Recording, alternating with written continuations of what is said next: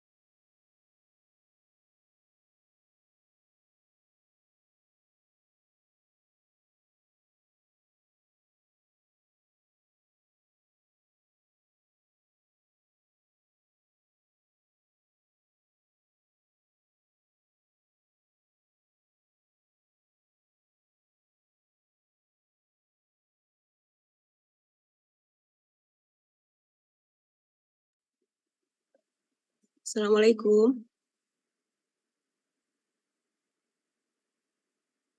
Waalaikumsalam, Bu. Ya, bisa kita mulai ya? Gitu. Ya, ini baru 65, belum semuanya datang ya. Tapi nggak apa-apa, kita mulai aja. Nanti kita mungkin hanya 1 jam ya, karena kalian juga setelah itu ada kuliah lagi. Oke, kita buka aja. Bismillahirrahmanirrahim. Assalamualaikum warahmatullahi wabarakatuh. Selamat pagi ya semuanya. Jadi seperti kesepakatan kita ya dari koordinasi pekan lalu, kita sepakati kalau setiap hari Selasa pagi kita akan mengadakan kuliah online secara bersama untuk kelas A dan B gitu ya. Jadi untuk hari Kamis nanti kita bisa ada diskusi yang merupakan kelanjutan dari materi yang diberikan di hari Selasanya gitu ya. Oke, saya izin share screen ya. Mas Musa, nanti untuk presensi bisa di-share ya di chat untuk teman-teman. Baik. Nggih, Bu.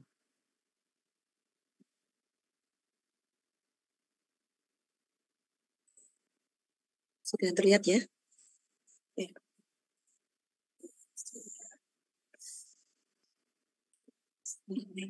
Mas. Oh, sudah.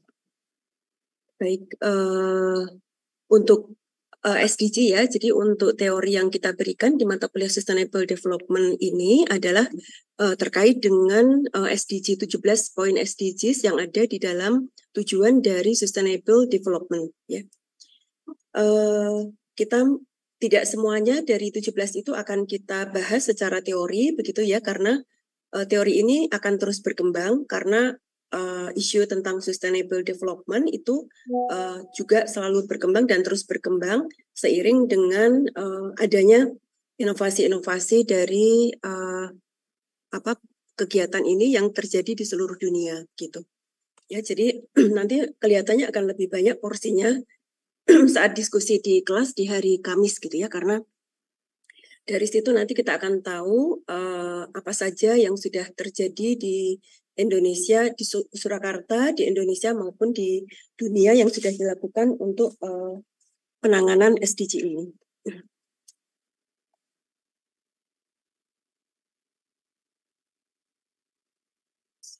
Baik. Untuk hari ini adalah yang pertama ya, jadi poin 1 dan 2 dari SDG itu adalah no poverty dan no hunger gitu ya, artinya tidak ada menghilangkan kemiskinan dan menghilangkan kelaparan di seluruh dunia. Oke, ini no poverty. Mungkin saya bisa minta tolong Mbak Aisy ada? Mbak Aisy hadir enggak?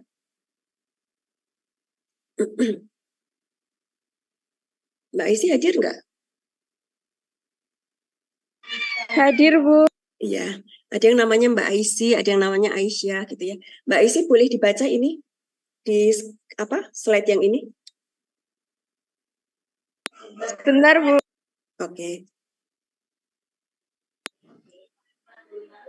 Dari judulnya, Bu. Iya, dari judulnya. No poverty, kemiskinan dalam berbagai bentuk harusnya dihilangkan. Kemiskinan lebih daripada sekedar tidak adanya penghasilan. Kemiskinan lebih dari sekedar kurangnya pendapatan dan sumber daya untuk memastikan penghidupan yang berkelanjutan.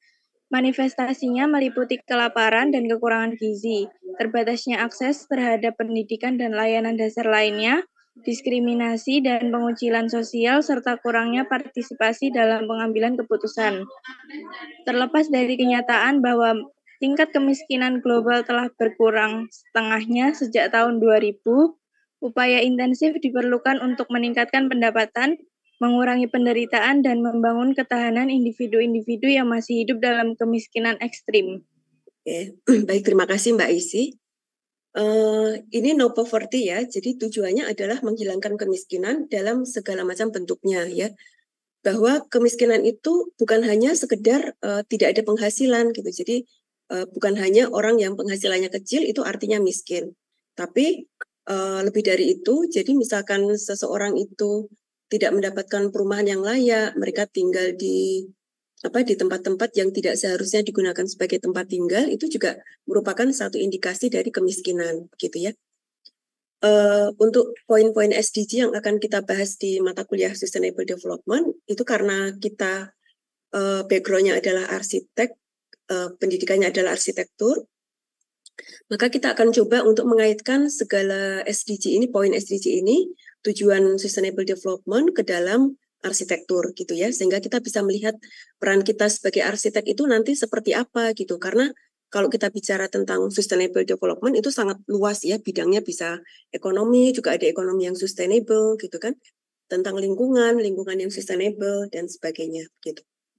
Ya, jadi karena kemiskinan itu akan memunculkan dampak yang beraneka ragam ya, dampak yang lain gitu. Misalkan karena orang miskin itu biasanya mereka akan terjadi diskriminasi, terjadi pengucilan sosial gitu ya. Kemudian kadang-kadang yang lemah itu seringkali tidak diikutkan dalam partisipasi pengambilan keputusan seperti itu ya. Nah, ini tujuan dari SDG untuk no poverty adalah mengurangi penderitaan dari masyarakat yang masih hidup dalam kemiskinan yang ekstrim. Ya, itu di beberapa negara maju ini sudah tidak terjadi lagi, tapi di negara berkembang, salah satunya Indonesia, juga mungkin di negara Asia dan Afrika lainnya, seperti di India, kemudian di Afrika, ya itu juga masih terjadi kemiskinan yang harus selesaikan permasalahannya. Oke, ini adalah top 10 negara dengan kemiskinan ekstrim yang paling tinggi di seluruh dunia, gitu ya. Bisa dilihat di sini bahwa semuanya adalah dari negara Asia dan Afrika ya, tidak ada yang dari Eropa atau Amerika atau Australia, gitu. Karena negara-negara maju itu rata-rata mereka sudah punya tingkat hidup yang lebih baik, yang lebih stabil, gitu ya, sehingga tidak ada kesenjangan sosial yang tinggi antara yang kaya dengan yang miskin. Gitu. Di beberapa negara Asia pun sebagian sudah maju ya, seperti di Singapura, di Malaysia, Singapura lah, Malaysia mungkin agak sedang berkembang juga gitu ya. Itu juga tidak terjadi kemiskinan, tapi di Indonesia meskipun kita lihat banyak orang yang rich ya, banyak rich crazy rich ya di Indonesia, tapi yang miskin pun masih banyak gitu, yang belum punya rumah gitu ya, tinggal di tepi sungai gitu ya, di tanah-tanah ilegal itu pun masih banyak gitu. Nah, itulah yang ingin diselesaikan permasalahannya gitu. Ya, Indonesia di sini menduduki urutan nomor berapa ini? Nomor 6 ya. Pertama itu India, Cina, Nigeria itu Afrika, Bangladesh, Kongo, Indonesia, Pakistan, Tanzania, Ethiopia, Kenya ya. Bisa dilihat di sini bahwa sebagian besar terutama negara-negara yang punya tingkat kemiskinan ekstrim itu adalah negara yang penduduknya itu tinggi ya, seperti India dan China itu kan mereka punya penduduk yang paling tinggi di seluruh dunia ya, sehingga mungkin bisa menjadi alasan juga kenapa terjadi kemiskinan ekstrim gitu, karena masyarakat yang banyak tentu untuk mengelolanya juga akan lebih sulit dibandingkan dengan yang pertumbuhan penduduknya itu lebih teratur ya, lebih terjaga, lebih dijaga seperti itu. Nah, ini profil kemiskinan di Indonesia per Maret 2018 ya dari statistik. Ini nanti kalian juga bisa mencari data ya. Jadi kalau misalkan ini tahun 2018, kalian mungkin nanti bisa cek untuk data kemiskinan di tahun-tahun yang terbaru gitu ya. Kalau statistik itu bisa dicari, misalkan tahun terdekat dengan 2023 itu tahun berapa diadakan survei statistik gitu. Nanti kalian bisa cek apakah sudah terjadi perbaikan kondisi daripada tahun 2018 atau belum. Itu ya, nanti kalian untuk referensi-referensi kalian boleh juga nanti cek di Badan Pusat Statistik ya, di website www.bps.go.id ya. Ini nanti akan kalian perlukan ketika kalian melakukan diskusi ya, mencari referensi terkait dengan data kemiskinan misalkan atau data kesejahteraan penduduk yang ada di Indonesia atau di Surakarta. Itu nanti kalian akan perlu untuk sesekali untuk browsing atau visit ke sini, ke BPS. Nah, ini prosentasenya menurut pulau ya, jadi kita bisa lihat pulau mana yang kemiskinannya itu masih banyak penduduk yang miskinnya ya. Terus ini juga dibagi lagi untuk perkotaan dan pedesaan. Ya, kalau yang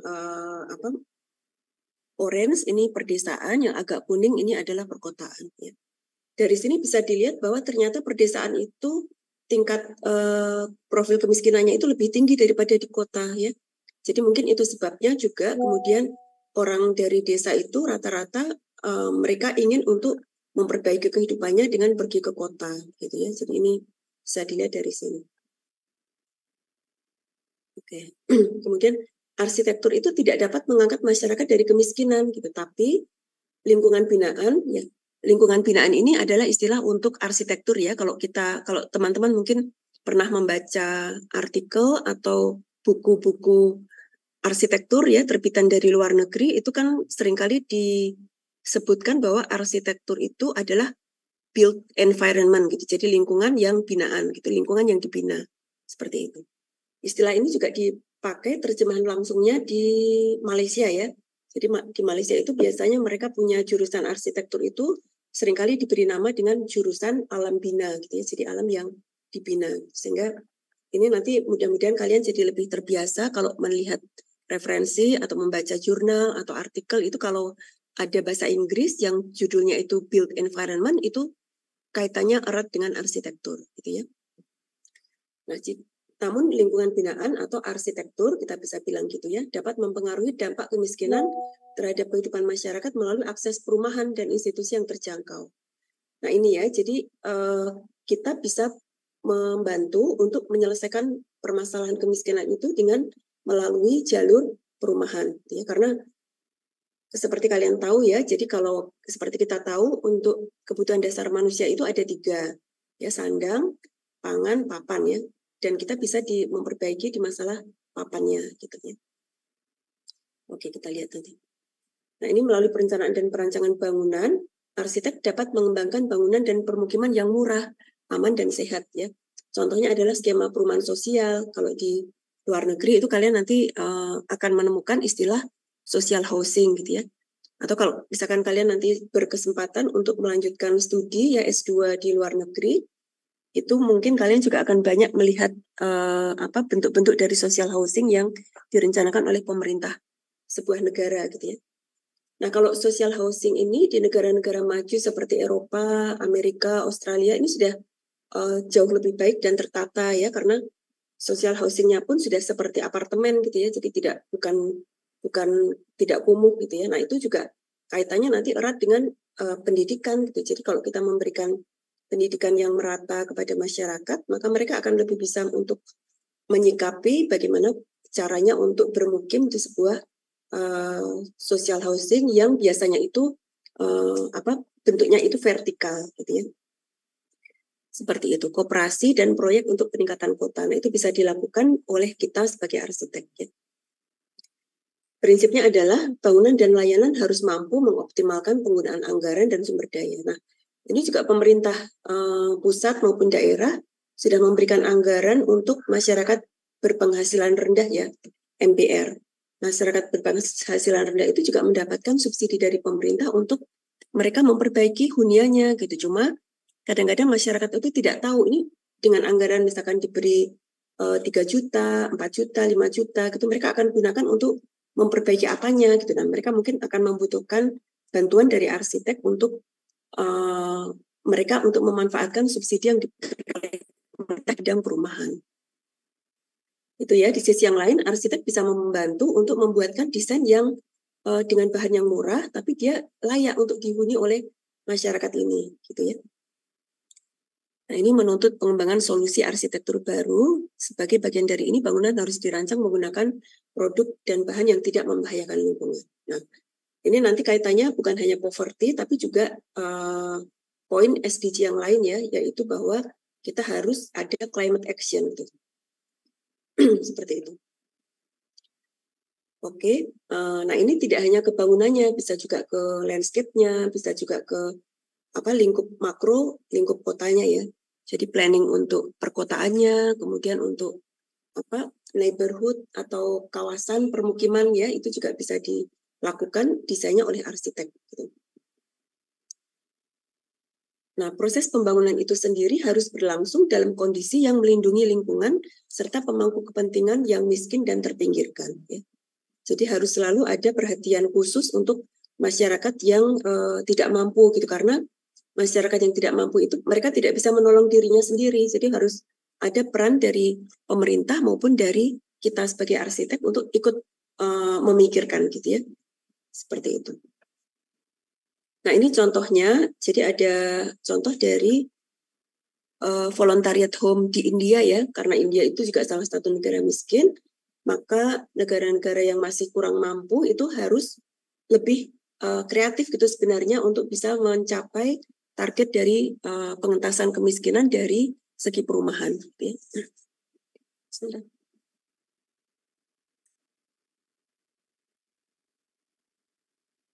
Baik, tantangannya adalah setiap orang berhak memiliki rumah. Ya, kelompok miskin di dunia tidak memiliki atau sangat sedikit uang untuk berinvestasi pada rumah. Sehingga penting bagi arsitek untuk merancang dan bereksperimen dengan tipologi dan solusi bangunan rumah yang layak, terjangkau dan dapat dibangun tanpa menggunakan alat atau bahan yang mahal. Nah, ini nanti akan menjadi salah satu tugas besar kalian ya. Jadi kita akan fokus pada permukiman tidak layak di Surakarta gitu ya. Kemudian juga pada masjid ya, karena masjid itu kita juga sebagai institusi pendidikan Muhammadiyah gitu ya. Kita juga punya visi bahwa kita harus memikirkan desain arsitektur itu yang Islami. Nah, Islami itu dalam rangka bagaimana, yaitu yang rahmatan lil alamin gitu. Bagaimana bangunan kita itu tidak merusak masjid, tidak merusak lingkungan, bagaimana masjid itu bisa meningkatkan kesejahteraan masyarakat yang ada di sekitarnya, seperti itu ya. Jadi masjid tidak hanya sebagai tempat ibadah sebenarnya, tapi fungsi masjid itu harus dikembalikan lagi ke asalnya, yaitu dia sebagai fungsi ibadah dan muamalah gitu ya. Sehingga nanti kita akan lihat karena kalian nanti akan dibagi kelompok-kelompok gitu ya. Jadi mungkin ada kelompok yang akan meneliti lebih lanjut tentang masjid dan ada yang meneliti tentang permukiman tidak layak huni yang ada di Surakarta. Kemudian dari permasalahan yang kalian temukan nanti itu kalian akan bisa diharapkan bisa mengeksplor ada masalah apa sih di situ gitu ya. Di lingkungan masjid itu misalkan atau di lingkungan permukiman tersebut gitu ya. Kalau di masjid mungkin masalahnya justru karena masjid itu sangat bagus gitu ya. Masjidnya itu sangat bagus atau bahkan terlalu bagus gitu sehingga itu dampaknya bagaimana untuk masyarakat sekitar? Apakah baik atau buruk gitu? Ya, apakah orang itu jadi segan gitu untuk datang ke masjid atau bagaimana gitu ya? Jadi nanti harus kalian bisa cek untuk yang mendapatkan tugas di masjid. Apakah masjid itu sudah sesuai bahwa masjid itu terbuka untuk masyarakat? Masjid itu bisa membawa dampak yang positif untuk masyarakat dengan kalian bisa memikirkan inovasi-inovasi, solusi, kemudian modifikasi sehingga masjid itu nanti akan menjadi lebih ramah terhadap masyarakat sekitarnya, gitu ya. Oke, nah ini adalah tantangan. Ini salah satu contoh ya tantangan yang dihadapi di India. Bagaimana mereka akan berusaha untuk mewadahi atau membuatkan rumah untuk anak-anak yang anak-anak terlantar ya yang tidak punya rumah. Gitu. Nah ini kontribusinya mereka menciptakan namanya rumah volontariat untuk anak tunawisma di Pondisari India yang bisa menampung 15 anak dan 5 orang tua asuh ya. Kalau kita memikirkan sebuah desain kita harus selalu lihat atau merencanakan hunian ini akan dihuni oleh siapa gitu. Kalau kita merencanakan untuk homeless children, yang namanya children itu anak itu tidak bisa mereka hidup sendiri gitu ya.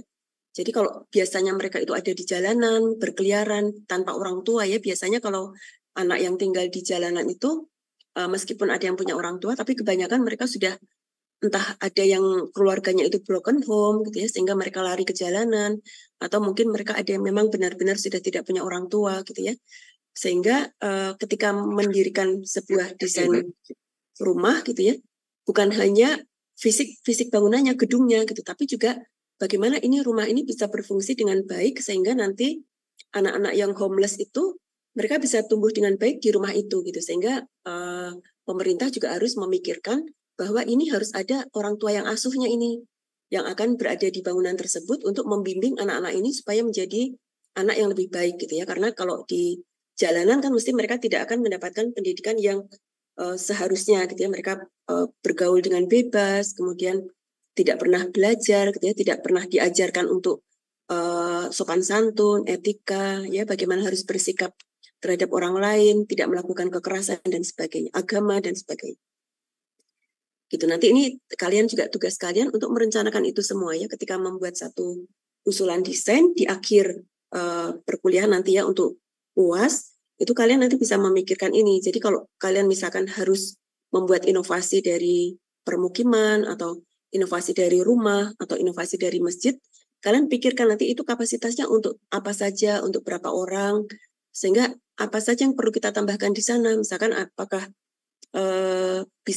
apakah perlu kita menambahkan unsur lain, user lain yang gunanya untuk meningkatkan fungsi dari bangunan tersebut. Apakah itu rumah, ataukah itu masjid, ataukah itu bangunan yang lainnya. Gitu ya. Nah, kalau di India itu karena mereka itu iklimnya beda sama kita ya. Kalau di India itu cenderung lebih kering. Meskipun India itu katanya dari teman-teman yang di India itu mereka punya iklim yang India, Iran ya di daerah Asia Barat itu mereka punya iklim itu yang agak ekstrim antara bagian dengan bagian satu dengan bagian lainnya ya. Kalau di Indonesia itu paling kita punya Papua, Aceh gitu ya. Itu kita punya variasi iklim yang selisihnya itu tidak terlalu ekstrim. Misalkan iklimnya bervariasi antara 21, 20 sampai mungkin 40 gitu ya. Tapi kalau di India atau di Iran gitu ya, itu mereka bisa punya iklim itu yang sangat berbeda. Ada bagian-bagian tertentu dari negara tersebut itu yang mereka bisa merasakan iklim dingin juga gitu ya. Tapi ada yang sangat kering seperti Sahara gitu ya, seperti di Afrika gitu. Nah, untuk itu nanti ketika mendesain tempat seperti itu, analisis site itu akan sangat penting di situ ya. Jadi karena iklim yang berbeda, maka harus direncanakan bagaimana caranya ketika mendesain di India yang bagian ini, maka mereka harus memikirkan potensi apa yang dimiliki, kemudian ada tantangan apa tentang iklimnya, apakah mereka sangat kering, apakah banyak debu beterbangan, seperti itu harus dipikirkan. Nah, kalau di sini kebetulan di sini adalah lumpur ya, rumah lumpur di lokasi voluntariat home ini ya. Sehingga mereka berusaha untuk memaksimalkan sumber daya lokal ya, sehingga bisa menekan dari aspek biaya untuk mereka gitu. Ya ini ya contohnya di India itu mereka ini tidak akan kita temukan di Indonesia ya, karena iklim kita yang tropis itu bukan bangunan seperti ini yang cocok untuk iklim di daerah tropis gitu. Kalau di tropis karena kita tidak pernah mengalami musim dingin, kita permasalahan kita itu ada di panas dan lembab ya. Jadi bagaimana kita melindungi penghuni itu dari udara yang panas ya, supaya tidak kepanasan, tidak nyaman, menghilangkan ketidaknyamanan gitu ya. Atau pada saat hujan gitu, karena kalau kita hujan di wilayah tropis itu hujannya itu hujan tropis itu sangat lebat gitu ya, sehingga itu hunian itu akan dirancang untuk itu ya. Kalau di daerah yang seperti ini mungkin mereka akan membutuhkan bentuk-bentuk yang seperti ini karena mereka tidak punya masalah tentang panas yang terlalu tinggi atau mungkin hujan yang terlalu besar gitu ya, sehingga masalahnya barangkali karena debu ya, sehingga debu itu supaya tidak masuk ke dalam rumah. Atau masalahnya justru karena musim dingin yang terlalu dingin gitu ya, sehingga mereka harus mengupayakan huniannya itu agar pada saat musim dingin bisa dimanfaatkan dengan baik oleh penghuninya gitu ya, mereka tidak akan menderita karena kedinginan ya. Ini oke, nah ini mereka prinsipnya di sini mereka mencoba untuk bereksperimen dengan material lokal gitu ya, sehingga itu mereka maksimalkan sehingga nanti menekan biaya untuk mendirikan rumah ini, rumah murah gitu ya. Nah ini di Denmark ya, salah satu negara maju di Eropa itu yang seringkali menjadi contoh dari keberhasilan sustainable development itu adalah di Denmark ya, karena Denmark itu salah satu negara di dunia gitu yang nyaman untuk ditinggali ya, termasuk ya. Gitu. Di sana juga mereka punya non-profit affordable housing on Dort Heavy gitu ya. Membangun rumah yang memiliki ruang berkualitas dengan anggaran yang ketat merupakan kendala bagi semua asosiasi perumahan sosial di Denmark. Karena kondisi pasar saat ini, tantangan ini semakin sulit untuk diatasi. Gitu ya. Jadi di negara yang sudah maju pun seperti di Eropa dan Amerika atau Australia, mereka juga tetap memikirkan hal ini gitu ya, karena kondisi pertumbuhan ekonomi di sebuah negara itu kan meskipun mereka termasuk negara maju, mereka juga tetap harus mengatur agar anggarannya itu bisa dimanfaatkan untuk memperbaiki kesejahteraan, kemudian kualitas hidup dari warganya gitu ya. Dan mereka juga bisa mengalami hal-hal seperti ini. Jadi mereka harus memikirkan bagaimana sih caranya supaya masyarakat yang masih tergolong dalam level ekonomi yang kurang sejahtera menurut mereka, itu mereka bisa dicukupi dengan menyediakan perumahan yang seperti ini ya, yang lebih terjangkau, kemudian dengan material-material yang alternatif yang murah gitu ya. Oke. Nah ini non-profit ya, karena memang non-profit maka mereka banyak harus menekan biaya untuk pembangunannya dan operasionalnya. Oke, jadi menawarkan 66 rumah baru bagi warga berpenghasilan rendah yang direalisasikan dengan harga anggaran yang ketat ya. Oke, jadi kalau untuk negara-negara maju seperti Eropa, Amerika, Australia, itu mereka karena punya namanya social security ya, mereka punya itu. Jadi semua warga itu terdata, akan terlihat itu income-nya itu berapa gitu ya. Untuk mereka yang income-nya rendah itu biasanya mereka akan mendapatkan subsidi setiap bulan dari pemerintah gitu, agar level penghasilannya itu bisa setara dengan apa namanya minimum ya, jadi pendapatan minimum dari masyarakat di negara tersebut gitu ya. Jadi masih ada juga orang-orang yang penghasilannya itu di bawah standar mereka, sehingga ini akan dibantu oleh pemerintah bagaimana supaya mereka itu bisa mendapatkan perumahan dengan bantuan dari pemerintah gitu seperti ini, atau dengan rumah yang levelnya itu lebih murah gitu ya, harganya lebih murah. Oke, nah ini contohnya di Denmark ya, di Copenhagen. Mereka buat dengan unfinished ya, jadi tidak di-finish karena mereka harus memotong pengeluaran untuk finishing gitu ya, jadi membuat desain-desain yang seperti ini.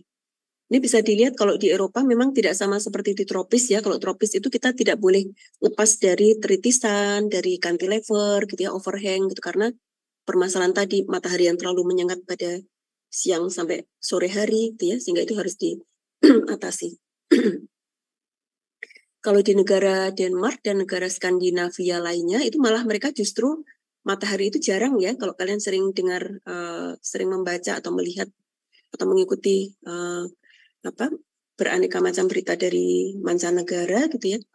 Kalau di sana itu kadang-kadang dapat matahari itu malah langka gitu. Jadi bisa dalam setahun itu barangkali hanya pada musim tertentu mereka dapat matahari yang cukup banyak gitu. Oke. Nah ini mereka buat dengan struktur prefabrikasi gitu ya, pakai modul-modul begitu, kemudian bisa membuat ruang untuk alun-alun publik menuju jalan serta halaman hijau yang dekat dengan private. Semua bahan dibuat dengan sederhana, dengan bahan kayu dan konsentrasi warna terang, ya, dan memberikan highlight pada modul. Jadi mereka pakainya modul-modul untuk menekan pembiayaan. Oke. Nah, ini permasalahan yang terjadi di Indonesia dan solusinya ya. Ini permasalahan terkait hunian ya, karena masih banyaknya orang urbanisasi yang terjadi, orang datang dari perdesaan menuju ke kota-kota besar di Indonesia, maka kemudian akan muncul area-area yang menjadi slum, area seperti ini gitu ya. Mereka bisa menempati tempat mana saja yang kosong gitu, atau tanah mana saja yang kosong itu akan mereka dirikan bangunan yang semacam ini. Ilegal memang sifatnya ya, jadi mereka akan menempati hunian-hunian yang seperti ini. Kalian bisa cek ya, nanti tugas untuk Kamis ini dan Kamis depan nanti untuk bahan diskusi itu kalian mencoba mencari permasalahan atau artikel atau dari jurnal, bisa dari berita gitu tentang permukiman atau kemiskinan dan kelaparan yang terjadi di Indonesia atau di dunia gitu ya. Ini beberapa hal di antaranya. Kemudian ini juga kemiskinan di Jakarta ya, di tanah yang bekas kebakaran ya. Ini banyak pendatang miskin yang mencoba mencari perubahan hidup di Jakarta, menimbulkan kesenjangan sosial dan ekonomi yang tinggi. Ya, jadi secara ekonomi itu mereka terjadi gap, gitu ya. Sosialnya juga sama, gitu. Jadi ada masyarakat yang sangat tidak bisa menjangkau, ada masyarakat yang sangat kaya sekali, sehingga nanti akan muncul masalah lainnya, yaitu masalah kriminal, gitu ya. Karena kalau misalkan ada kesenjangan sosial seperti itu, akan mendorong orang-orang itu untuk bisa memunculkan sikap-sikap negatif gitu ya. Bagaimana caranya mereka bisa memenuhi kehidupan yang baik dengan cara yang cepat. Nah, itu harus diantisipasi.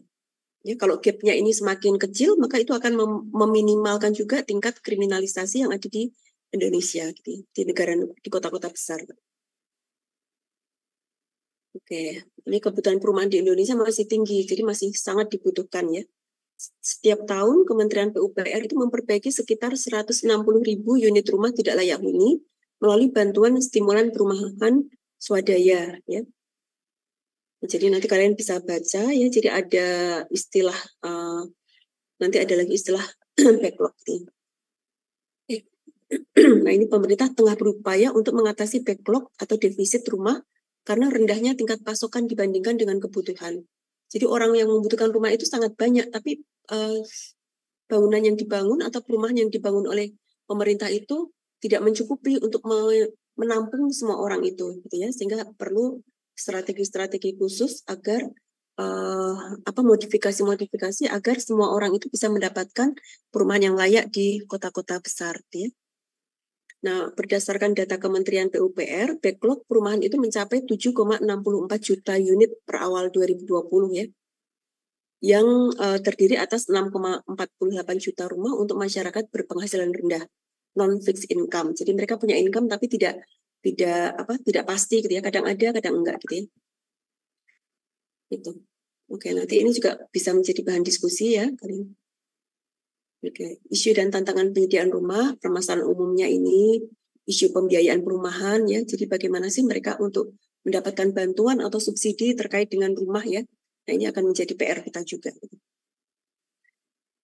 Nah, ini beberapa contoh dari rumah susun ya. Nah, rumah susun ini juga problem ya, karena kalau kalian lihat di negara-negara timur ya, negara yang budaya timur seperti Indonesia, itu masyarakatnya kan jarang tidak terbiasa untuk tinggal di flat ya, di hunian vertikal gitu, sehingga ini akan memunculkan masalah baru terkait dengan budaya gitu ya, karena masyarakat yang biasanya tinggal di hunian yang horizontal, mereka biasa bertetangga, nanti datang berkunjung ke rumah tetangganya, misalkan ngobrol di gang di depan rumahnya gitu ya. Itu mereka tidak akan dapatkan ketika mereka dipindahkan ke hunian yang vertikal seperti ini. Gitu ya. Ini juga bisa menjadi satu masalah yang lain, atau ini juga bisa menjadi isu yang bisa kalian angkat ya. Kemudian nanti kalian carikan solusinya seperti apa ya. Masalah-masalah ini juga sudah mulai diangkat oleh kakak-kakak tingkat kalian di tugas akhir ya.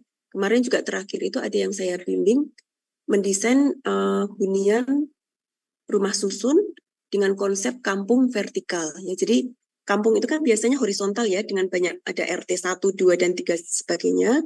Mereka punya ruang terbuka, mereka biasa ngobrol di gang di depan rumah. Nah, itu kemudian mahasiswa ini mencoba untuk bagaimana sih budaya yang biasa dilakukan oleh masyarakat ketika berada di kampung itu dibawa ke dalam hunian yang vertikal gitu ya. Nah, supaya masyarakat itu tidak shock gitu ya, karena kalau dan lebih mudah beradaptasi. Ya, biasanya terjadi rumah susun itu menjadi kumuh itu karena masyarakat itu masih membawa kebiasaannya di kampung gitu ya, ketika mereka tinggal di hunian vertikal gitu, sehingga nanti mereka biasa mencuci, kemudian menjemurnya itu di jendela gitu ya, sehingga itu akan membuat bangunan rumah susun yang diharapkan bisa menjadi solusi itu malah menjadi masalah yang baru gitu ya. Nah, itu yang harus dilihat lagi isu ini, kemudian nanti kalian coba untuk bagaimana caranya supaya masalah ini bisa diperbaiki gitu ya dalam usulan kalian gitu. Nah, ini beberapa penelitian yang sudah dilakukan ya, tekan biaya, 6 bahan alternatif ini bisa untuk bangun rumah murah. Kalian cari coba nanti beritanya. Ya. Ada rumah prefabrikasi ya, ini seperti yang dikerjakan di Denmark tadi ya, mereka pakai prefab karena itu akan jauh lebih murah. Karena mereka tinggal ada modul-modul dipasang gitu ya, sehingga itu akan menjadi satu solusi untuk menciptakan hunian yang biayanya itu lebih bisa dikendalikan. Kemudian untuk prefab ini juga banyak dilakukan juga di negara maju juga, di Eropa itu mereka juga membuat rumah itu dari kontainer. Jadi ada apartemen student itu yang mereka buat dari kontainer-kontainer pelabuhan itu ya, kan kontainer itu besar ya. Bentuknya ya seperti ini, kotak-kotak, bahannya dari aluminium gitu ya. Kemudian itu dalam mereka buat satu modul itu untuk satu kamar student housing gitu ya. Karena mereka ingin supaya student itu dapat tempat tinggal, tapi mereka cukup membayar dengan harga yang murah gitu. Nah, itu mereka pikirkan dengan cara membuat modifikasi atau alternatif inovasi dengan membuat kontainer ini menjadi hunian yang layak untuk ditinggali gitu ya. Di satu sisi juga mereka jadinya tidak akan nyampah gitu ya. Jadi kalau kontainer yang sudah tidak terpakai tidak akan berujung menjadi sampah saja, tapi bisa dimanfaatkan untuk mengatasi permasalahan hunian yang memang saat ini sedang masih dihadapi oleh semua negara. Gitu. Kemudian ada rumah tahan gempa, gitu ya. Ini juga merupakan satu permasalahan karena juga di negara-negara yang masih mengalami bencana-bencana seperti banjir, gempa, itu juga ini harus dipikirkan ya. Bangunan tahan gempa bisa jadi solusi konkret. Ini rumah di solusi juga ya, ini sudah dikerjakan juga. Nanti kalian bisa cari beritanya ya. Nah ini tentang kemiskinan ya, tentang kelaparan ya. Jadi kalau kelaparan itu bagaimana sih kalau arsitek itu bisa membantu mengatasi menjadi solusi untuk kelaparan gitu. Karena arsitek itu bukan pertanian ya, kita bukan bergerak di bidang pertanian, kita tidak bisa untuk mengusulkan bagaimana sih menanam padi yang lebih murah gitu ya, atau menanam makanan yang lebih murah, tapi kita sebagai arsitek harus juga ikut mencoba memikirkan atau berkontribusi di bidang ini gitu ya. Nah, ini mengakhiri kelaparan, mencapai ketahanan pangan, meningkatkan gizi dan mempromosikan pertanian berkelanjutan ya. Ini juga bisa dilakukan. Bagaimana kita menanam, berbagi, mengkonsumsi makanan kita dengan cara yang lebih berkelanjutan, ya. Jika dilakukan dengan benar, maka pertanian, kehutanan, perikanan itu dapat menyediakan makanan bergizi untuk semua dan menghasilkan pendapatan yang layak, juga mendukung pembangunan pedesaan yang berpusat pada masyarakat dan melindungi lingkungan. Ya. Jadi sebenarnya ini bisa juga dilakukan di perdesaan ya. Kalau tadi kita lihat bahwa data di desa itu kan kemiskinannya jauh lebih besar ya daripada di kota, maka sebenarnya pertanian di desa itu juga bisa dikembangkan dengan metode yang lebih modern ya. Nah ini juga ada tugas akhir juga, pengalaman saya membimbing tugas akhir juga pernah ada yang membuat satu desain balai pelatihan pertanian yang dibuat di desanya, karena saya lupa dia datang asalnya dari mana dia. Nah tapi dia itu ingin membuat dengan kesadaran ini, dia ingin agar masyarakat desanya itu juga, pemuda-pemudanya itu tidak lari ke kota, tapi mereka ikut mengembangkan pertanian yang ada di desanya.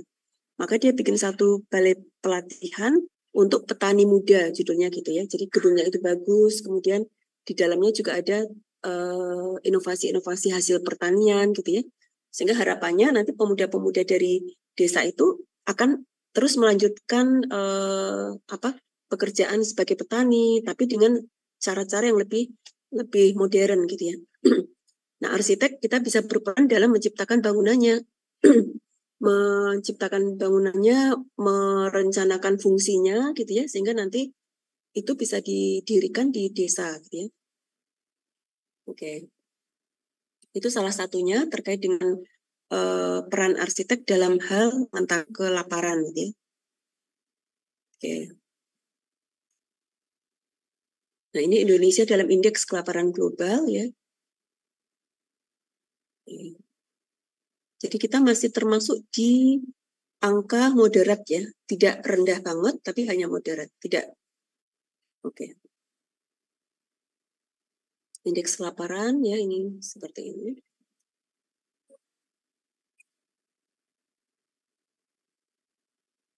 Jadi sistem pertanian pangan yang lebih baik di Indonesia ya ini bisa nanti cari ya. Lingkungan binaan ya sekali lagi arsitek ya, peran arsitek. Lingkungan binaan itu berkontribusi pada pengamanan pasokan pangan melalui perencanaan, kemudian desain landscape dan kompleks bangunan yang melindungi ekosistem yang ada dan memprioritaskan pelestarian dan perluasan area untuk produksi pangan.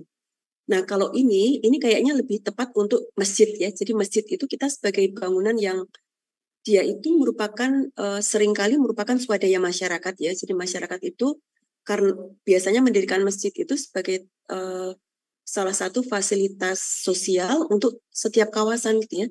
Kalau kalian nanti cek untuk di peraturan daerah itu biasanya pada jarak tertentu itu harus ada masjid, fasilitas umum dan fasilitas sosial. Harus ada rumah peribadatan, harus ada tempat untuk pendidikan, kesehatan, itu harus dimiliki gitu ya. Nah, masjid itu bisa menjadi salah satu solusi dalam hal pengentasan kelaparan ini gitu ya. Jadi masjid itu sekarang kan banyak masjid yang dibangun dengan besar-besar gitu ya, tapi seringkali hanya berfungsi pada saat jam sholat gitu ya, atau bahkan kadang hanya yang ramai pada hari Jumat atau pada hari raya gitu ya. Sedangkan hari-hari lainnya itu masjid itu meskipun besar, tapi seringkali dalam kondisi yang tidak dimanfaatkan dengan baik gitu ya. Sehingga nanti juga kalian bisa mencoba memikirkan bagaimana supaya area masjid yang sangat besar itu bisa lebih bermanfaat untuk bukan hanya untuk ibadah, tapi juga untuk kesejahteraan dari masyarakat yang ada di sekitarnya gitu. Ya, kemudian setiap kali kita berbicara tentang salah satu bangunan, biasanya kita harus melihat juga bagaimana lingkungan sekitarnya itu. Nah, kalau tentang masjid, kalian nanti bisa lihat, jadi masjid itu berdiri di kampung apa gitu. Misalkan di mana Masjid Syekh Sayed misalkan ya, itu berdiri di Masjid Syekh Sayed itu ada di kecamatan mana? Masuknya kecamatan mana dia? Ada yang tahu nggak?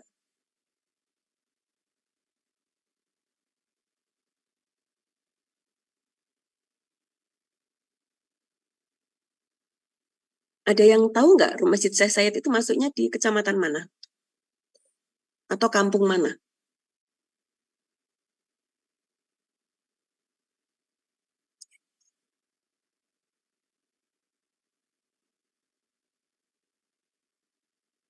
Mas Musa tahu?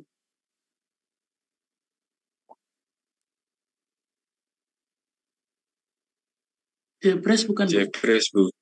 Masuknya Jebres, kecamatan Jebres. Kalau kampungnya apa namanya? Jebres atau Banjarsari maksudnya?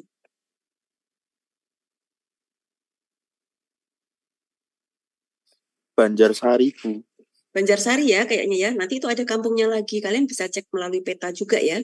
Nanti kalau kalian sudah mulai untuk meneliti kawasan tersebut, apakah itu kawasan permukiman tidak layak huninya ataupun masjid, itu kalian tidak bisa hanya melihat satu area itu. Misalkan kalau permukiman kalian nggak bisa misalkan hanya melihat 5 rumah, itu kalian cek di Google Map gitu ya, atau kalian cek di Cat Mapper gitu ya. Tapi kalian harus lihat dalam lingkup radius yang lebih besar gitu. Misalkan radius berapa kilo dari situ ya, sehingga kalian akan lihat konteksnya secara keseluruhan gitu. Seperti kalau masjid, kalian bisa melihat, jadi di sekitarnya masjid itu ada kampung apa saja ini gitu. Bagaimana kondisi kampungnya, apakah masyarakatnya itu sudah berada pada level kesejahteraan yang sama dengan masjidnya, seperti apa penampakan masjidnya, atau dia masih berada di bawah gitu.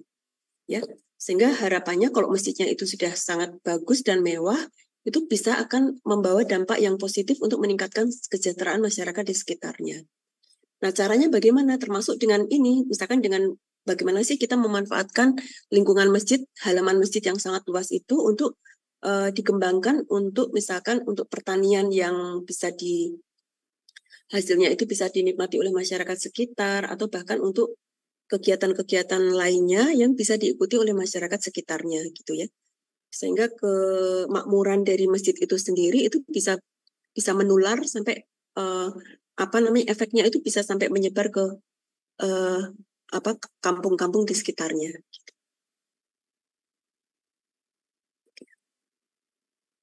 Mas Musa, untuk presensinya bisa di-share ya barangkali ya.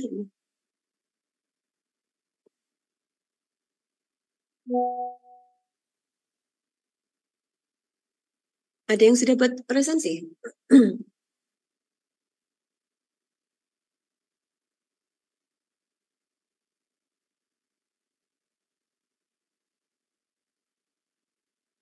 Ya, monggo Mas Musa nanti link presensinya bisa di-share. Kemudian nanti mungkin akan tidak akan lama dibuka ya, jadi mungkin akan ditutup nanti setelah kuliah beberapa lama waktu selesai. Oke. Baik, nah ini sebentar. Menciptakan kondisi untuk mendukung pertanian berkelanjutan harus menjadi bagian integral dari pembangunan, ya. Juga di mana lahan subur langka, baik karena kepadatan perkotaan, kondisi iklim yang keras, atau akses terbatas. Perencanaan desain landscape dan desain bangunan dapat berkontribusi dengan mengembangkan desain yang mendukung penggunaan lahan untuk produksi pangan dalam banyak skala. Ya. Contohnya dapat ditemukan dalam proyek pertanian perkotaan, ya, koperasi produksi dan desain landscape regeneratif. Selain itu, lingkungan binaan dapat membantu pemeliharaan dan pembangunan kembali keanekaragaman spesies di landscape, pemukiman, dan kawasan perkotaan. Ini membutuhkan pertimbangan terhadap kondisi geografi dan seterusnya. Ya. Oke. Nah, ini biasanya karena kita tahu bahwa kesenjangan sosial itu kan masih cukup banyak di kota besar ya. Kadang-kadang masjid yang sangat bagus gitu ya, itu akan menunjukkan bahwa ini sangat makmur gitu. Tapi di satu sisi ada kesenjangan sosial dengan masyarakat yang ada di sekitarnya. Nah, itu tentunya akan menimbulkan satu kondisi yang tidak kondusif gitu ya, karena masyarakat sekitarnya tidak akan merasa memiliki dari masjid ini gitu. Padahal masjid itu kan sebenarnya adalah milik masyarakat gitu. Dia dibangun bukan untuk simbol gitu ya, bukan hanya simbol dari status sesuatu kelompok atau pimpinan ya, atau pemimpin atau golongan ataupun kelompok tertentu, tapi ini harus menjadi milik bersama, milik masyarakat yang misalkan dia menunjukkan kemakmuran, maka kemakmuran itu juga harus dapat dirasakan oleh mereka yang berada di sekitarnya. Ya. Jadi nanti kalian menemukan bahwa ternyata masjid itu ada kesenjangan sosial yang masih tinggi antara masjid dengan kampung, maka kalian harus mencoba untuk meneliti ini sebenarnya ada potensi apa yang ada di masyarakatnya gitu yang bisa diangkat. Kemudian masjid itu juga ikut berperan agar kesejahteraan yang ada pada masjid itu bisa dinikmati atau dicapai juga oleh masyarakat yang ada di sekitarnya gitu ya. Barangkali bisa terjadi kampung itu masyarakatnya tidak punya space gitu ya untuk mereka beraktivitas, bisa untuk berdiskusi, mengembangkan minat gitu ya, atau pendidikan ataupun pertanian, itu masjid itu bisa berperan di situ, misalkan menyediakan lahan, sebagian lahannya untuk bisa dimanfaatkan oleh masyarakat sekitar misalkan. Nah, kalau masalahnya sekarang kalau masjidnya itu sangat tertutup, bagaimana gitu, sehingga kalian harus memikirkan bagaimana masjid yang tertutup itu kemudian kalian buka beberapa aksesnya sehingga itu akan lebih terasa mengalir antara masyarakat sekitar ke masjid, itu aksesnya bisa menjadi lebih terbuka untuk masyarakat sekitarnya ya. Tentunya banyak hal yang harus dipikirkan, misalkan masalah keamanan, masalah kekhusyukan orang beribadah. Nah, itu semuanya akan menjadi bagian yang harus dianalisa sehingga ketika kalian membuka akses dari kampung itu ke masjid, itu apa yang harus dipikirkan, dampak-dampak yang akan muncul di selanjutnya yang kemudian itu kalian carikan antisipasinya gitu. Bagaimana caranya supaya misalkan itu kita buka untuk masyarakat luas, tapi semuanya tetap tertib gitu ya. Mungkin kalau kalian pernah ada yang ke Masjid Syekh Zayed pada awal-awal dibuka itu ya, screeningnya kan sangat ketat ya. Jadi kita masuk bawa air pun nggak boleh. Jadi makanan air itu harus diminum. Misalkan kita bawa botol itu harus dihabiskan atau dibuang gitu ya, sehingga nanti kita masuk itu tidak membawa air gitu ya. Kemudian masuk pun harus pakai scan gitu ya, di depan itu ada screening, jadi ada penjaganya, ada security-nya. Orang masuk satu persatu gitu seperti masuk ke dalam mall gitu ya. Nah, sebenarnya itu bukan kondisi yang kondusif ya untuk sebuah rumah peribadatan. Tapi saya kurang tahu sekarang apa masih seperti itu atau enggak.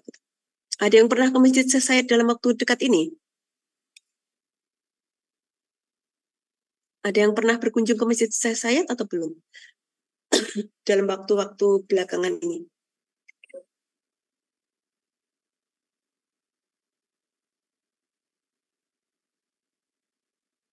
Belum, Bu.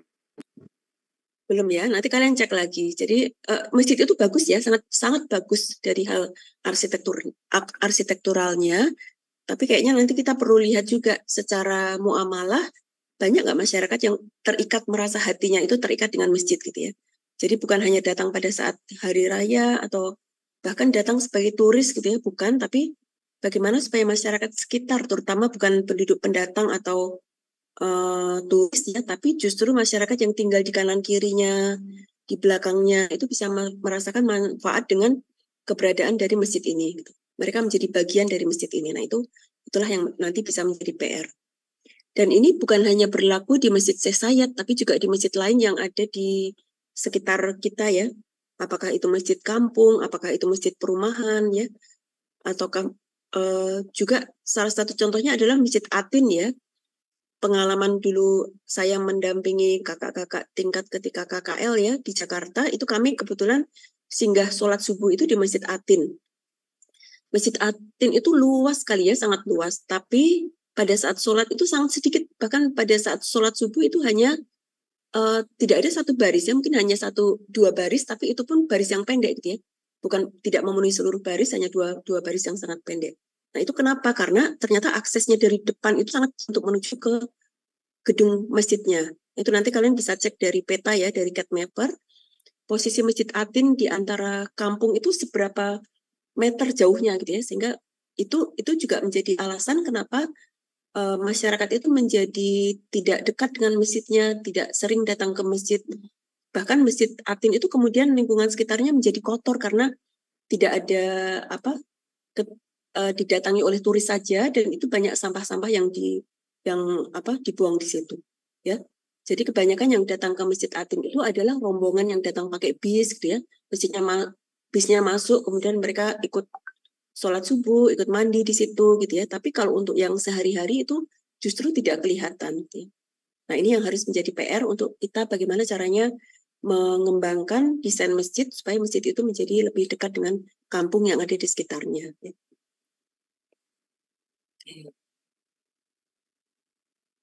Nah, ini desain di daerah untuk produksi pangan itu harus kuat dan diarahkan untuk mengatasi perubahan iklim seperti cuaca ekstrim, kekeringan, banjir ya.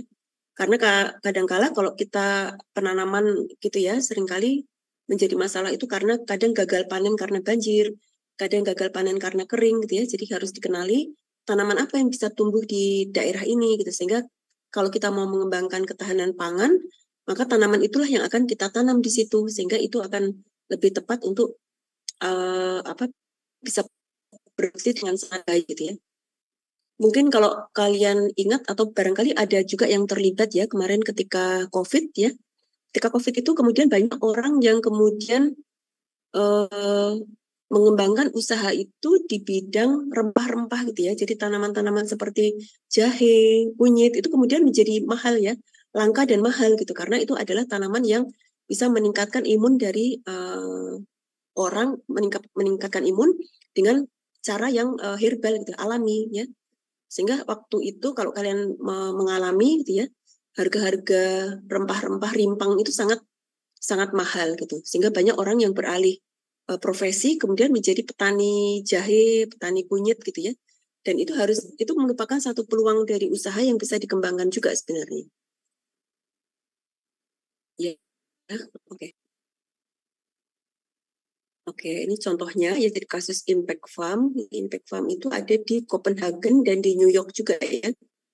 Copenhagen atau Denmark itu kalau kalian nanti akan mencari referensi terkait dengan sustainable development itu akan banyak contoh dari Denmark. Ya. Ya, ini kontribusinya dia membuat rumah kaca sebagai sistem pertanian ya.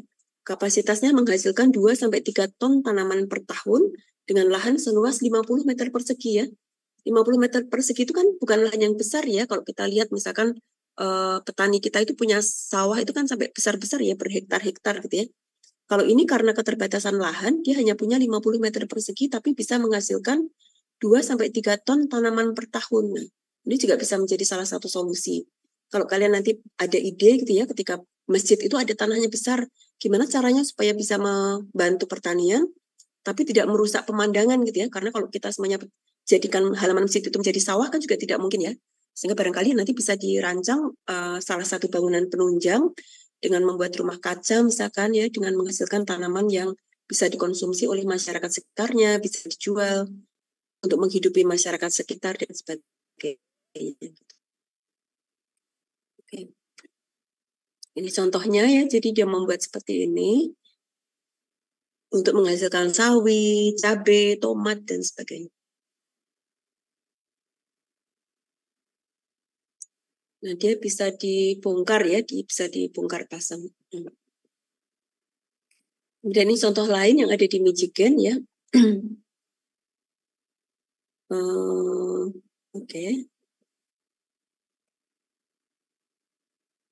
Di lingkungan kampus kalau ini ya, jadi lingkungan kampus yang sangat besar, mereka tamannya itu farmingnya digunakan untuk menghasilkan produk-produk, menanami produk-produk yang bisa dikonsumsi gitu ya. Sekitar 1/3 dari kampus didedikasikan untuk pertanian produksi ya, jadi bisa tanaman yang bisa dimakan gitu ya, dikonsumsi. 1/3 lainnya untuk pertanian interaktif dan 1/3 sisanya untuk ruang hardscape seperti untuk sitting group misalkan ya, seperti itu, kolam dan sebagainya. Ada pertanian interaktif juga ya, ada produksi interaktif. Nah, kampus juga sebenarnya bisa dimanfaatkan seperti itu. Jadi istilahnya nanti bisa jadi green campus gitu. Nah ini, jadi Ini areal kampus ya, mereka panen di dalam kampus. Gitu. Jadi memanfaatkan setiap lahan terbuka itu agar menjadi bagian dari solusi terhadap kelaparan. Gitu.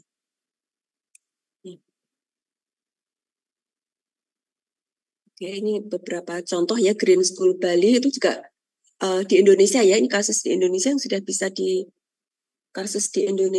yang sudah menerapkan konsep green ini. Jadi dia lahan yang sangat besar itu hampir semuanya didesain dengan mempertimbangkan sustainability ya. Jadi bangunannya dari bambu, kemudian atapnya dari atap alang-alang gitu ya, atap dedaunan gitu ya. Kemudian tanamannya juga ada sawah, gitu ya, ada sawah, ada tanaman-tanaman yang bisa dikonsumsi.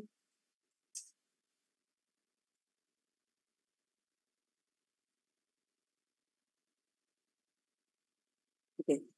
Kemudian sampai ke kurikulumnya ya, kalau Green School Bali itu kurikulumnya pun mengajarkan kepada siswanya untuk mereka lebih sustain gitu ya. Mereka diajari untuk penangkaran burung-burung gitu ya. Jadi mereka punya satu kandang tapi isinya itu adalah mengembangbiakan burung gitu ya. Sehingga nanti ketika sudah banyak, ketika sudah dewasa, burung itu akan dilepas kembali ke alam gitu ya. Kemudian mereka diajari bagaimana sih caranya bertani gitu ya. Kemudian memanfaatkan tanaman bambu. Nah kebetulan kalau Green School Bali itu lokasinya dekat Sungai Sikajang ya, yang ada di dekat sana. Mereka juga punya pembangkit listrik tenaga air gitu ya, pembangkit hidro gitu ya. Karena mereka ingin supaya semua energinya itu juga dari energi yang bisa diperbaharui. Juga panel surya kalian lihat ya, di sini ada panel-panel surya yang karena mereka ingin memanfaatkan tenaga surya juga ya. Kemudian ada hari-hari di mana mereka itu akan masak bersama gitu ya. Jadi dari produksi mereka sendiri, kemudian mereka olah menjadi masakan gitu ya. Ini adalah contoh penerapan urban farming di beberapa bangunan publik yang sudah mulai diaplikasikan. Ada hotel-hotel yang sudah punya pakai gitu ya, seperti Hotel Ciputra gitu ya. Kemudian di Taman Balai Kota. Jadi setiap lahan itu bukan sekedar landscape gitu ya. Jadi landscape-nya itu bukan hanya tanaman yang bisa dilihat ya, seperti keindahannya, tapi juga dia bisa dikonsumsi, bisa gitu ya, bisa dimanfaatkan untuk makan gitu ya. Jadi seperti itu. Ini juga akan sangat menarik kalau misalkan kalian mendesain sebuah rumah makan misalkan ya, dengan landscape-nya itu menjadi bagian dari produksi bahan mentahnya gitu ya, sehingga tidak perlu pergi ke tempat lain, mereka bisa menghasilkan tanaman-tanaman organik sendiri di lingkungan site-nya sendiri gitu. Nah, ini juga salah satu cara penerapan arsitektur permakultur pada perancangan hotel resort permatekstur ya. Nanti kalian akan ada tugas ya untuk kalian mencari referensi gitu yang terkait dengan permukiman dan masjid gitu ya. Jadi kalau masjid itu ada nggak sih penerapan seperti itu yang sudah pernah dipakai di masjid atau belum gitu ya. Atau ada nggak sih hal-hal seperti ini yang sudah dimanfaatkan di sebuah permukiman masyarakat menengah ke bawah gitu ya, sehingga semua lahan yang terbuka yang mereka punya itu bisa diisi dengan tanaman-tanaman itu yang produktif yang mereka bisa ambil untuk meringankan biaya untuk makan gitu ya, sehingga nanti bisa lebih meningkat kesejahteraannya seperti itu. Nanti kalian bisa cari apa itu permakultur ya, ini juga bisa menjadi salah satu inovasi dalam kalian mendesain gitu. Ini ya, jadi bagaimana desain permakultur sebagai katalisator desa agrowisata di Indonesia ya. Nah, salah satu cara untuk meningkatkan menyelesaikan permasalahan kemiskinan di desa adalah membuat desa wisata ya. Jadi bagaimana supaya desa itu punya nilai lebih gitu, sehingga mereka income secara wisata gitu ya, kemudian secara konsumsi pertanian pangan itu pun menjadi lebih tinggi gitu ya. Karena ada juga tren sekarang kalau masyarakat kota itu kan sekarang mereka juga kembali mencari tempat-tempat yang lebih suasananya itu pedesaan karena orang sudah bosan dengan kehidupan di kota gitu ya. Sehingga ini desa itu perlu ditingkatkan lagi dengan dibantu oleh arsitek untuk bagaimana caranya agar desa itu menjadi lebih menarik, pertaniannya lebih menarik, kemudian dia bisa menjual suasana yang bisa mendatangkan turis dari kota malahan ya, bukan sebaliknya urbanisasi, tapi orang kota datang ke desa untuk memberikan satu sirkulasi ekonomi yang lebih baik di desa gitu. Contohnya nanti bisa dengan permakultur seperti itu.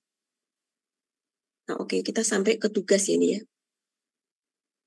Nah, tugas, karena kalian nanti sudah akan membuat kelompok ya, nanti saya minta daftar kelompoknya ya, dari Mas Musa dan Mbak Sekar ya, untuk kelas A dan kelas B. Nanti kita akan lihat, jadi kelompok apa akan mendapatkan tugas yang mana, gitu ya. Jadi untuk Kamis besok ini, dan untuk 28 September, jadi kita punya 2 pekan ya, untuk kalian mencari artikel atau jurnal tentang peran arsitek dalam pengentasan kemiskinan ya. Isu permukiman tidak layak huni di Surakarta, di Indonesia, bahkan di dunia, itu minimal 3 artikel per kelompok ya.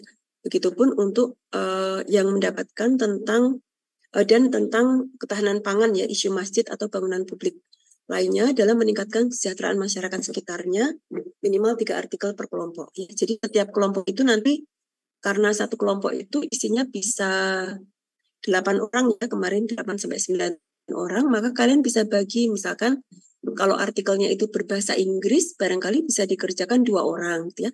Kalau artikelnya itu cukup pendek dalam bahasa Indonesia, barangkali 1 orang yang mengerjakan itu pun boleh gitu. Kalian buat resumenya, kemudian nanti dipresentasikan bisa dengan PowerPoint, nanti kita diskusikan bersama di kelas.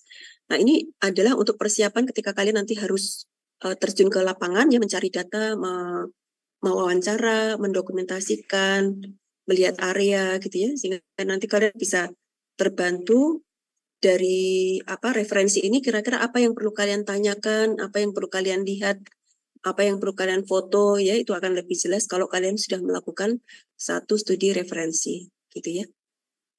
Oke. Oke, saya rasa ini yang bisa saya sampaikan ya untuk hari ini. Nanti kita ketemu lagi di hari Kamis ya. Ini mana ini?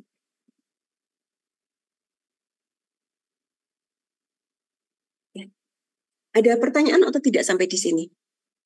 Nama-nama kelompoknya nanti saya bisa minta dari Mbak Sekar dan Mas Musa ya. Ibu. Untuk memberikan listnya, nanti kita lihat ya, kita bisa bagi. Kemudian untuk sebentar, mungkin saya ada contoh ya untuk resumenya seperti apa. Nanti kalian buat selain dari PPT juga nanti akan ada resume yang bentuknya words ya, untuk membantu kalian membuat seperti apa sih harusnya resume sebuah literatur review atau referensi, membuat referensi. Aku izin bertanya untuk kelompok ya, itu silakan. 8-9 Ini siapa orang. Muza. Iya, antara 8-9 orang ya. Oh gitu, terima kasih Bu. Iya, karena kita punya peserta itu sekitar 40-an ya, 43-44 gitu. Tunggu sebentar. Review literatur.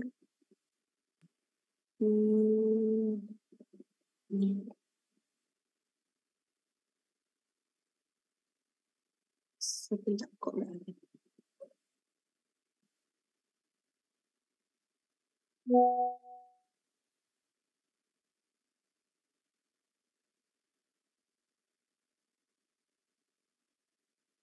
Sebentar ya, saya beri contohnya sedikit lagi nih untuk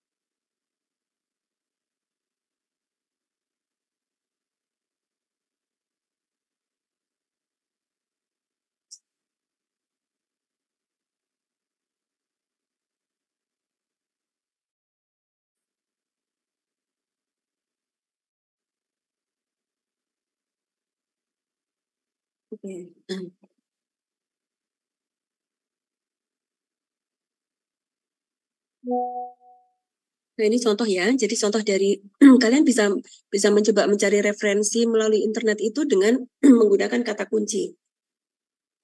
Kalau kalian mau cari yang internasional, berarti internasional jurnal, kata kuncinya kalian beri kata kunci misalkan kalau mencari tentang masjid ya kata kuncinya MOS gitu ya. Jadi international journal, MOS gitu kan. Kemudian kesejahteraan itu apa? Misalkan welfare gitu ya. Atau human welfare itu bisa kalian cari. Atau kalau bahasa Indonesia kalian bisa cari kata kuncinya di Google Search, itu bisa kalian cari misalkan jurnal, kemudian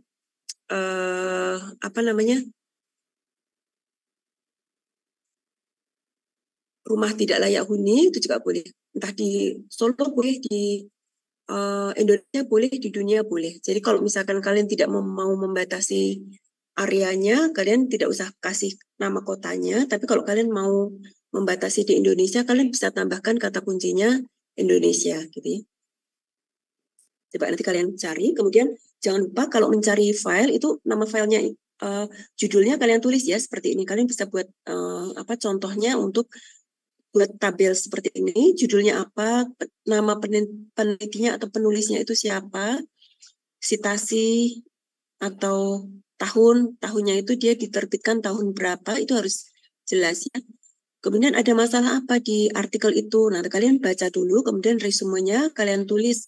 Ada masalah tentang pengendalian kendali atau kontrol gitu ya, metodenya apa, mereka apakah pakai pengukuran, apakah mereka menginterview, ataukah mereka mendokumentasikan, apakah mereka pakai statistik ya, ataukah mereka pakai software ya, itu kalian cek di situ, kalian tuliskan ya. Kemudian hasilnya apa atau temuannya itu seperti apa gitu ya, nanti bisa dilihat. Kalian tulis di jurnal ini menemukan bahwa ada masjid ini loh, masjid ini itu dia sudah berhasil dalam mensejahterakan penduduk sekitarnya karena mungkin dia mengolah limbah airnya, itu bisa kalian tuliskan di sini. Hasil dari penelitian siapa, tahun berapa, judulnya apa gitu ya. Kalian tuliskan seperti ini. Ya, jadi nanti masing-masing anak ketika mendapatkan tugas dari kelompoknya untuk mencari satu referensi itu bisa dibuat seperti ini gitu ya. Kalian baca misalkan ada 10 lembar atau 5 lembar, 5-10 lembar itu kalian ringkas menjadi satu lembar saja seperti ini. Ada masalah apa, metode penelitiannya seperti apa, hasilnya apa gitu ya. Seperti itu. Dan ini untuk yang judul-judul lainnya. Nah, itu kemudian untuk bahan diskusi kalian bisa sampaikan atau tampilkan dalam bentuk presentasi PowerPoint agar lebih mudah dilihat dan didiskusikan bersama. Jadi ada dua penyajian ya dengan tabel seperti ini dan dengan melalui PowerPoint. Gitu. Oke. Baik, ada pertanyaan nggak? Masih ada pertanyaan tidak terkait sama ini?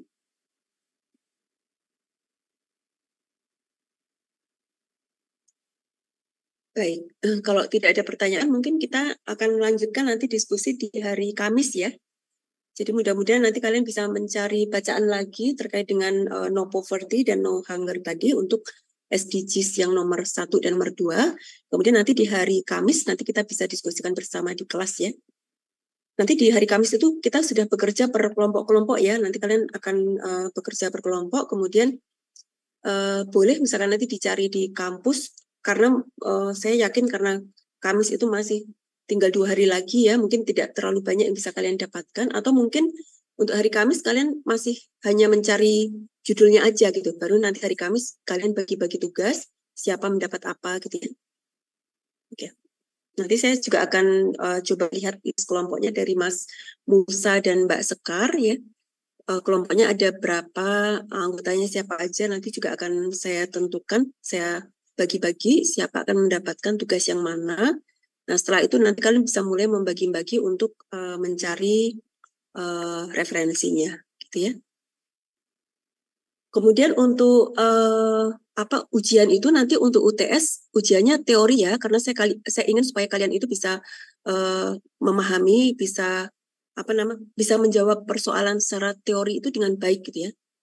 Jadi meskipun kalian secara diskusi, secara desain itu bagus, tapi kalian harus belajar bagaimana memahami sebuah pertanyaan tertulis gitu ya. Kemudian kalian menjawab sesuai dengan apa yang diminta dalam pertanyaan tersebut dan menjawabnya dengan cara yang baik. Nah, itu saya pengen supaya kalian juga bisa mahir di situ, sehingga nanti ujian untuk UTS itu juga ada teori 1 kali itu UTS ya.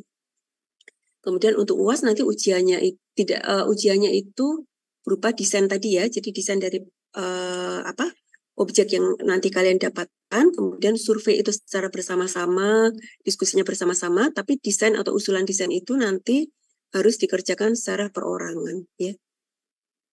Desainnya bukan tidak sama seperti stupa ya, tidak harus seberat stupa, tapi nanti kalian saya minta untuk memberikan usulan-usulan sketsa, kemudian ini akan ada masalah apa, kemudian analisisnya akan seperti apa untuk mencapai sustainable development di poin yang mana gitu ya.